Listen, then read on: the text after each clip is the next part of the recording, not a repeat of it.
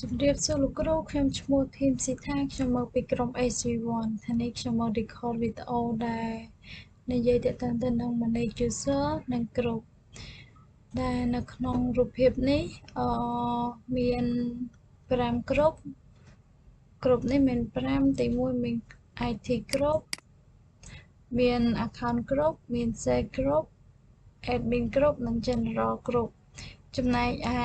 user វិញមាន7 user ទី1គឺ user SC1 ITB ទី2 SC1 ITA ទី3 SC1 និងទី4 SC1 account A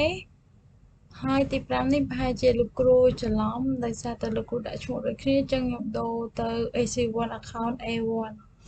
ហើយទី6 AC1 Cell A និងទី7 AC1 Admin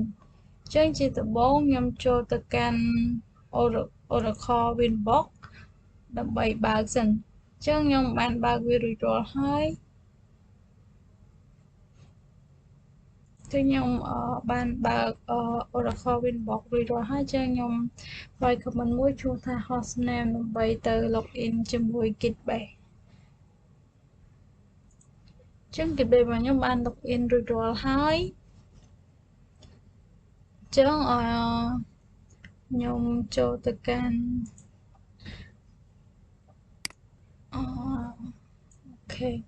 ចឹងខ្ញុំបង្កើត folder មួយឈ្មោះថា manage ហើយខ្ញុំចូលទៅកាន់ខ្ញុំ cd ទៅកាន់ folder របស់ខ្ញុំឈ្មោះថា manage ហ្នឹងចឹងជាដំបូងខ្ញុំទៅបង្កើត group សិនជាដំបូងខ្ញុំទៅបង្កើត group សិនដែរខ្ញុំបង្កើត group មាន group IT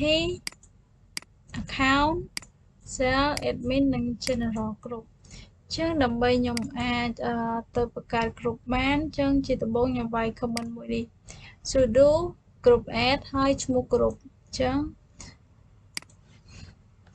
ខ្ញុំវាយពាក្យថា sudo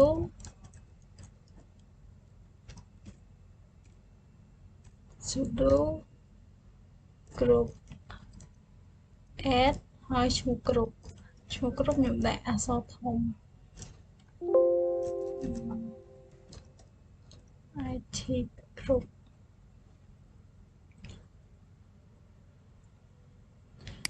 ដោយសារតែក្រុមរបស់ខ្ញុំបានបង្កើតរួចរាល់អស់ហើយចឹងខ្ញុំគ្រាន់តែបង្ហាញ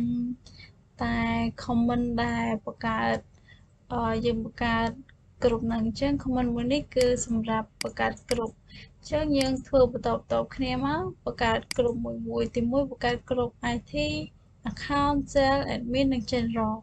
អញ្ចឹងខ្ញុំលុប comment នេះវិញដោយសារតែខ្ញុំបានបង្កើតរួចរាល់ហើយអញ្ចឹងខ្ញុំទៅshow ក្រុមដែលខ្ញុំបានបង្កើតចុះខ្ញុំវាយ comment ចឹងនេះជាក្រុមដែលខ្ញុំបានបង្កើតចឹងខ្ញុំចង់ចូលទៅមើលវាចឹងមាន5ក្រុម IT account group sales group admin group និង general group ហើយនៅក្នុងក្រុមហ្នឹងក៏មាន user ដែរចឹងចំណុចទី2នោះគឺខ្ញុំទៅបង្ហាញពីការបង្កើត user ចឹង comment ដែលខ្ញុំបង្កើត user ហ្នឹងគឺ sudo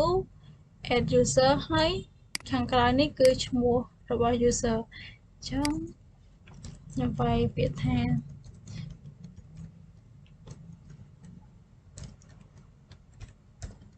sudo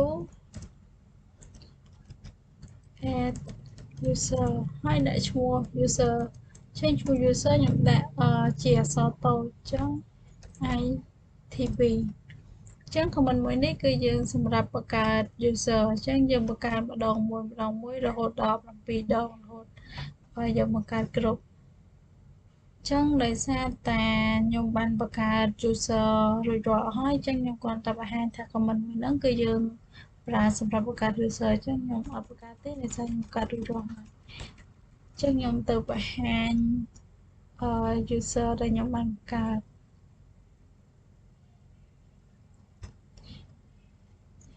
ចឹងនេះជា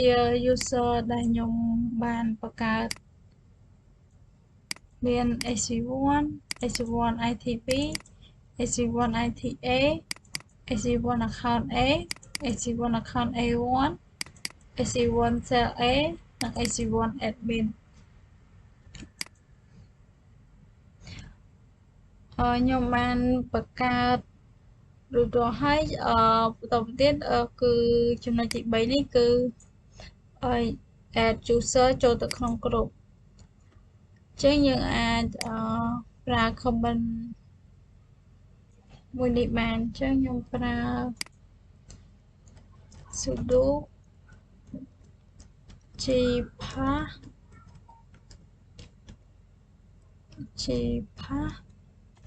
wd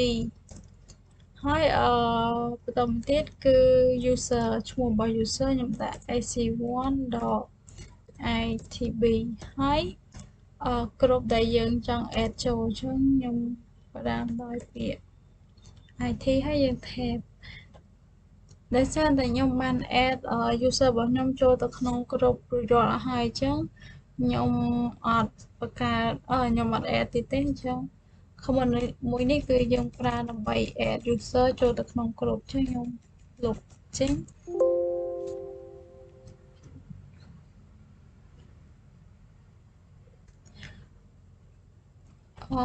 ចឹងនេះជា user ដែលខ្ញុំបាន add ចូល group មួយចឹងនៅក្នុង group មួយមាន user នៅក្នុងហ្នឹងចឹងខ្ញុំបាន add រួចរាល់ហើយនេះជា user ដែលខ្ញុំបាន add ទៅចូល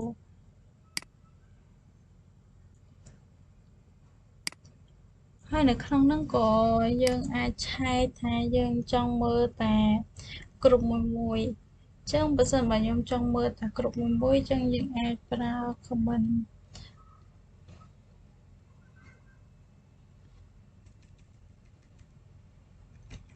ចឹងឧទាហរណ៍ថាខ្ញុំចង់មើលតែ group general ទេថាតើនៅក្នុងហ្នឹងមាន user អីខ្លះចឹងខ្ញុំគ្រាន់តែប្រើ getting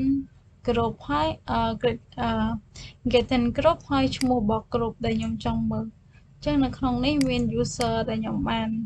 add វាចូល